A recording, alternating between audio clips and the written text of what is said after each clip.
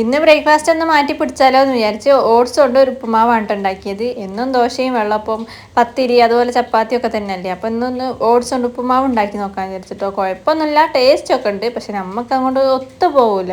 എന്തൊക്കെ ഉണ്ടാക്കിയാലും പത്തിരിയും ദോശയൊന്നും വിട്ടൊരു കളിയില്ല കേട്ടോ. അപ്പം നമ്മളിന്ന് 10 മണി ഒരു 11 മണിയൊക്കെ ആകുമ്പോൾ തിന്നാൻ വേണ്ടിയിട്ട് പൂളക്കറി ഉണ്ടാക്കുന്നുണ്ട്. പൂളക്കറി എന്ന് വെച്ചാൽ കപ്പ ബിരിയാണി ഇല്ലേ, അത് ഉണ്ടാക്കുന്നുണ്ട് കേട്ടോ. അത് ഉമ്മ ഉണ്ടാക്കുന്ന സമയം കൊണ്ട് ഞാൻ ബാക്കിയുള്ള പണിയൊക്കെ തീർക്കുകയാണ്. രാവിലെ ചെറിയൊരു വെയിലൊക്കെ ഉണ്ടായിരുന്നു. വെയിൽ കണ്ട് നമ്മൾ എന്തെങ്കിലും മുറ്റത്തെടുത്തിടാൻ നോക്കിയിട്ടുണ്ടെങ്കിൽ അപ്പം പെയ്യും കേട്ടോ മഴ. അതുപോലെ തന്നെയാണ് സംഭവിച്ചത്. മഴക്കാലം തുടങ്ങിയാൽ മോളെ വേഗം ഒന്നൊന്ന് കഴുകിയിടാൻ പറ്റിയിട്ടില്ല. ഇപ്പം ഒന്ന് വെയിൽ ഉണ്ടാവും വിചാരിച്ച കണ്ട് കഴുകിയിട്ടതാണ്. എന്നാലും വാഷിംഗ് മെഷീൻ ഇട്ട് ഉണക്കിയതുകൊണ്ട് വെള്ളമൊക്കെ പോയിട്ടുണ്ട്. ഞാനവിടെ ഇട്ടും കണ്ട് ഇങ്ങോട്ട് വന്നപ്പോഴേക്കും മഴ ചെയ്തിട്ടോ. പിന്നെ ഞാൻ അട്ടനെടുത്ത് വെച്ചേ.